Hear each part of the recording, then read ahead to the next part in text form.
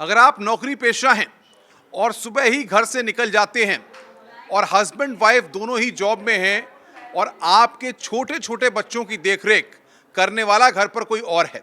या फिर घर पर कोई ट्यूटर या कोई पढ़ाने के लिए घर पर बाहर से आता है कोई व्यक्ति, तो ऐसे में अब आपको सावधान होने की ज़रूरत है,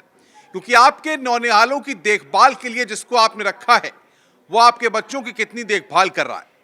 जिस टीचर को आपने अपने बच्चे के लिए पढ़ाने के लिए घर पर बुलाया है, आखिर वो आपके बच्चे को कौन सी शिक्षा दे रहा है, ये आपको सोचना होगा, देखना होगा और आखिर इस बात की पड़ताल भी करनी होगी, क्योंकि हालिया तौर पर उत्तर प्रदेश के कई शहरों से ऐसे मामले सामने आए हैं जो आंख खोलने वाले हैं, चौंकाने वाले हैं, जो आपके नौनिहालों के उज्जवल भविष्य पर एक बहुत बड़ा सवाल खड़ा करने वाले हैं। आज हम एक जिम्मेदार न्यूज़ चैनल होने के नाते इसीलिए उन सारी कहानियों को, सारी घटनाओं को लेकर के आपको जागरूक करने के लिए इस रिपोर्ट को तैयार कर रहे हैं। इस रिपोर्ट को आपके सामने लेकर के आए हैं कि आखिर नोएडा में एक 10 साल की बच्ची को घर पर एक म्यूजिक टीचर म्यूजिक सिखाने के लिए आता था, संगीत सिखाने के लिए आता था, लेकिन वो काम करता था जिसे किसी भी सभ्य समाज में कोई स्वीकार नहीं करता था। माँ बाप घर में अपने काम में व्यस्त रहते थे, पिता अपने नौकरी पेशा या तमाम चीज़ों में व्यस्त रहते थे, माँ घर के कामों में व्यस्त रहती थी, लेकिन वो 10 साल की बच्ची को वो टीचर पॉर्न दिखाया करता था, अश्लील वीडियो दिखाया करता था। इसी से आप समझ सकते हैं कि आखिर वो टीचर बच्ची को कौन सी शिक्षा दे रहा था और किस तरीके से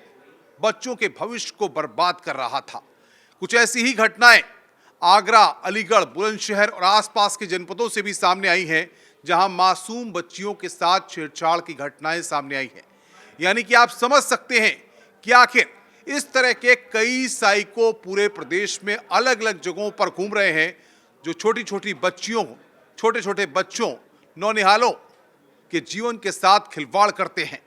तो ऐसे में अब आपको सावधान रहने की ज़रूरत है। दिल्ली एनसीआर में हाई राइज सोसाइटियां हैं, बहुत सारे लोग ये नहीं जानते कि उनके सामने वाले घर में कौन रहता है, आसपास कौन रहता है, कौन व्यक्ति कहाँ जा रहा है, कौन व्यक्ति कहीं आ रहा है। ऐसे में अपने घर पर अगर आप किसी को बुला रहे हैं तो उसको जांचिए, परखिए, और साथ ही साथ ज़रूरी ये है कि अगर कोई टीचर आपके घरों में बच्चों को पढ़ाने के लिए आता है तो वो कौन सी शिक्षा दे रहा है। तीसरी आंख से भी निगरानी रखने की बहुत ज़रूरत है, क्योंकि अगर आप निगरानी नहीं रखेंगे